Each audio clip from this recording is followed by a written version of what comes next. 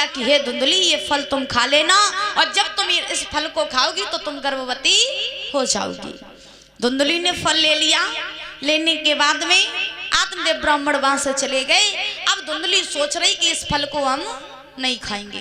क्यों? क्योंकि अगर हमने इस फल को खा लिया तो हम गर्भवती हो जाएंगे, संतान होगी, तो मैं अभी संतान को नहीं चाहती हूँ। महाराज सूत जी समझा रहे कि धुंधली जो थी वो चिंतित हुई बैठी थी। तो जब चिंता में बैठी धुंधली, तब तक महाराज इधर धुंधली की एक बेन आ गई। और जब धुंधली की बेन धुंधली के पास में आई तो जवाब दिया कि बेना क्या बात है, तू इतनी चिंता में क्यों लग रही है और तेरे हाथ में ये फल क्या है, कौन सा फल है और ये किस लिए तू लिए है? धुंधली ने जवाब दिया बेना ये फल मुझे अभी हमारे पति देव ने ला करके दिया और इस फल की खासियत ये है कि अगर मैं इस फल को खाऊंगी तो मैं गर्भवती हो जाऊंगी। लेकिन बेना कारण ये है कि अभी हम संतान को नहीं चाहते, अभी हम संतान करना नहीं चाहते, मेरे संतान ना हो। लेकिन अब हम करें तो करें क्या, ये फल तो हमें खाना ही पड़ेगा। बेना मेरे पास कोई दूसरा उपाय भी नहीं है।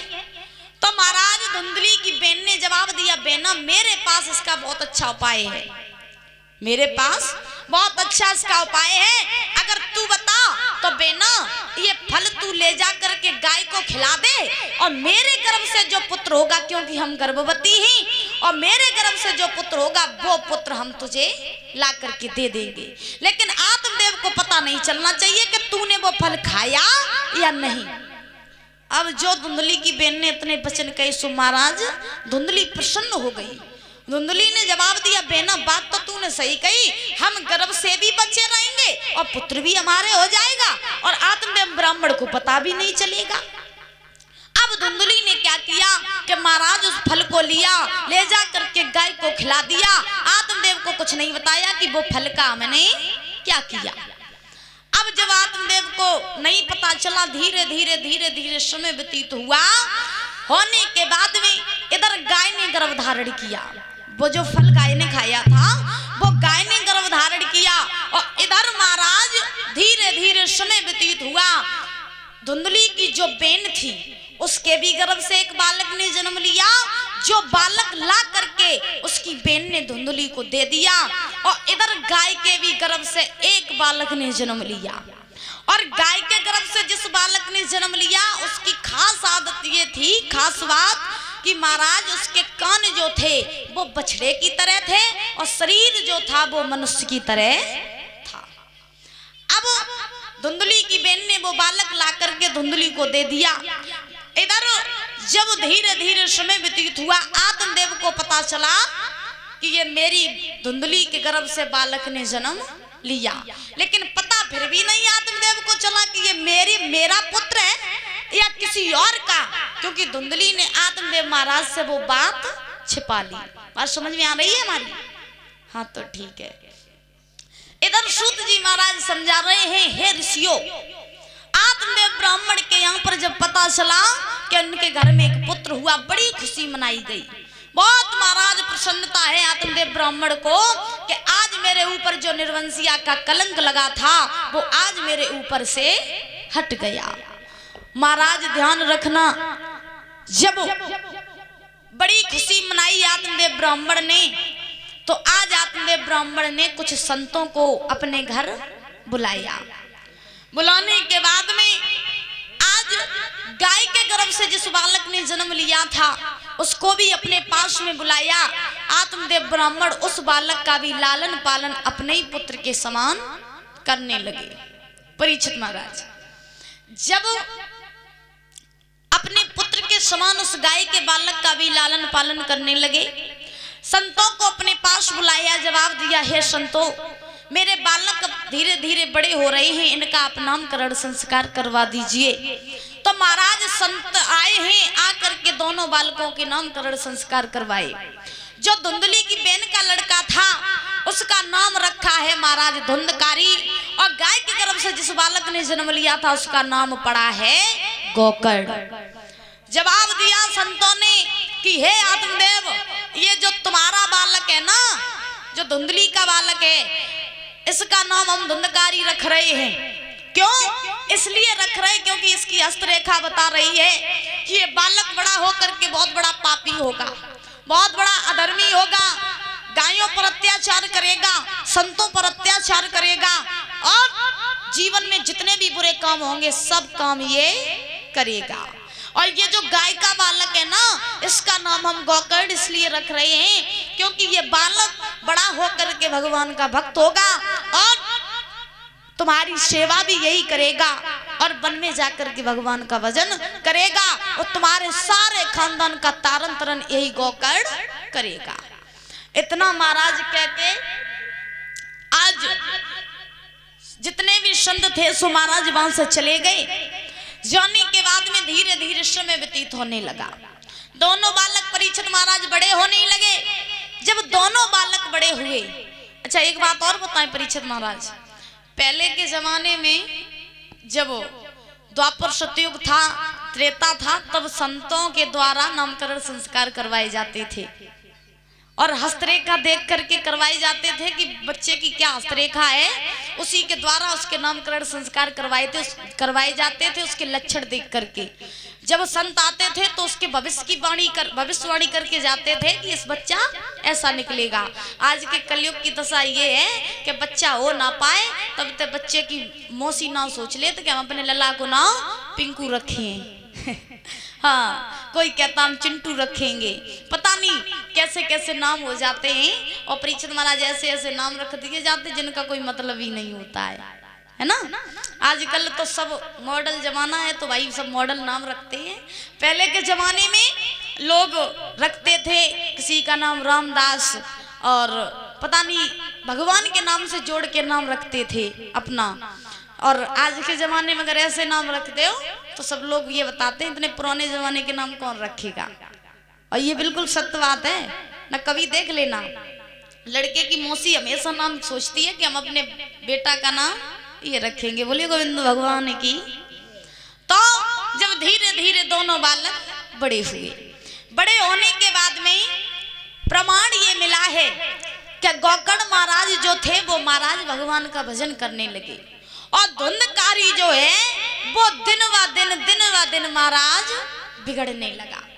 जब धुंधकारी दिन व दिन बिगड़ने लगा है तो बिगड़ने के बाद में सूत जी महाराज समझा रहे हैं ऋषियों, धुंधकारी इतना बिगड़ा कि धुंधकारी छोटे छोटे बालकों के साथ खेलने जाता तो महाराज छोटे छोटे बालकों को तंग करता। परीक्षित महाराज बालकों को तंग करता। कोई बालक अगर वृक्ष पे चढ़ा होता तो उसे पैर पकड़ के नीचे जमीन पे पटक देता, किसी को जल में धकेल देता, पता नहीं जितने अत्याचार सो सब धुंधकारी करने लगा। जब धुंधकारी अत्याचार करने लगा तो महाराज धुंधकारी की शिकायत आत्मदेव ब्राह्मण के पास आने लगी। जैसे ही पास में शिकायत आने लगी है तो जवाब दिया है गांव के लोगों ने, हे ब्राह्मण देव, ये तुम्हारा बालक जो धुंधकारी है ये बड़ा अत्याचार करता है, ये मेरे बालकों को बहुत सताता है, इसे रोक लो। अगर तुमने ना जाए रोको तो फिर हम जाए बहुत मारी।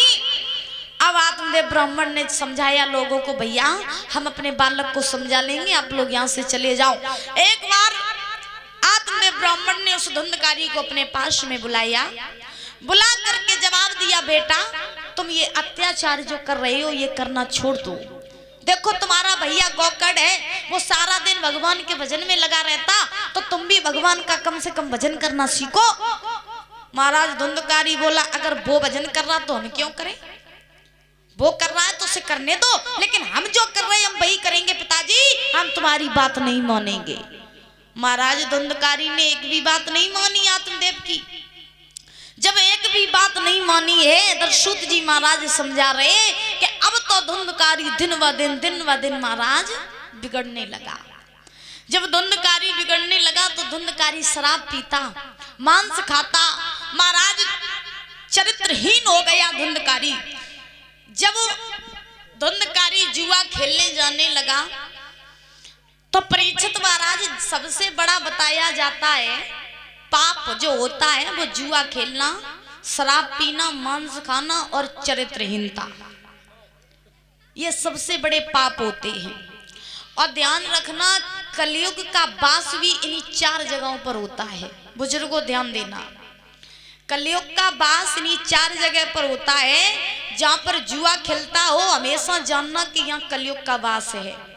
जहाँ पर मांस खपता हो वहां पर जानना कि यहाँ कलयुग का वास है। जहाँ पर शराब पी जाती हो वहां पर कलयुग का वास होता है। और जहाँ जहाँ चरित्रहीनता और बेईमानी का धन आता हो वहां पर कलयुग का वास होता है। और जहाँ जहाँ ये सारी चीजें होती हो वहाँ आप लोग हमेशा समझ जाना कि यहाँ कलयुग का वास है। और जहाँ ये काम हो रहे हो वहाँ कभी भूल करके भी मत जाना। क्यों? क्योंकि जहाँ पर कलयुग का वास होता है वहाँ पर हमेशा विनाश का समय होता है। जब विनाश का समय आता है तो बुद्धि अपने आप खराब हो जाती है। कहा जाता विनाश काले विपरीत बुद्धि। जब विनाश का समय आता तो बुद्धि पलट जाती है। वैसे ही बताया जाता है कि ये 4 जगहों से बहुत बच के रहना चाहिए। क्योंकि जो जुआ खेलता है महाराज उसके घर में कभी लक्ष्मी प्रवेश नहीं करती। और जो शराब पीता है उसके घर में तो आती नहीं, वो जाती है। परीक्षित महाराज है, रोज सवेरे ले जाओ, अगर इनके घर में सब्जी ना आए लेकिन शराब पीने के लिए पता नहीं कहां से पैसे आ जाते। अच्छा आपके गांव में तो नहीं कोई पियत है? पीते बोले गोविंद भगवान की। ये तो मतलब हर गांव में होता है। खैर हमें यहाँ के लोग तो ऐसे नहीं लग रहे हैं। तो शराब जो पीता है तो भाई देखो मेरा काम है बताना, ठीक, मेरा काम बताना, आपका काम मानना। मानो तो मानो और ना मानो तो 6 दिन और रहिए, हम तो चिल्लाए घर चले जी। सही बात है या नहीं है? अगर हमें यहाँ इस व्यासपीठ पर भगवान ने बैठाना है और आप सब लोगों के आशीर्वाद से हम इस व्यासपीठ पर बैठे तो हमारा काम सिर्फ समझाना है। अब हम किसी के घर जाकर के ये तो कह नहीं देंगे कि भैया शराब ना पियो, जुआ ना खेलो, और कहीं हम तो जब मेरी कोई बात माने, है ना? तो मेरा काम समझाना, आपका काम मानना। मानो तो मानो, ना फिर तो राधे राधे। बोले गोविंद भगवान की। तो जो शराब पीते हैं तो ध्यान रखना उनके घर में कभी लक्ष्मी नहीं आती बल्कि जाती ही रहती है। और अपने घर का नाश होता है सो अलावा में, अपने घर का नाश होता है। लोग शराब पी करके आने के बाद में महाराज अपने घर में मारपीट करते, अपनी पत्नी को मारते, बच्चों को मारते। और ध्यान रखना आजकल के बच्चे बिगड़ रहे हैं, ये किस लिए बिगड़ रहे हैं? घर का माहौल देख करके। क्योंकि संतान तभी बिगड़ती है जब घर का माहौल बिगड़ा हुआ होता है। क्योंकि संतान के लक्षण हमेशा माता पिता में से आते हैं। जब घर का माहौल ही खराब होगा तो फिर बच्चे क्या करेंगे? जो शराब पीता है उसकी 1 पीढ़ी नहीं, 2 पीढ़ी नहीं, अगली 7 पीढ़ी महाराज नष्ट हो जाती है। और ये बात बिल्कुल सत्य है।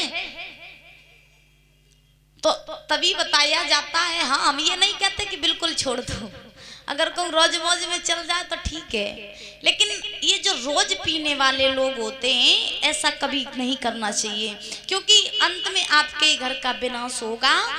बोलिए गोविंद भगवान की।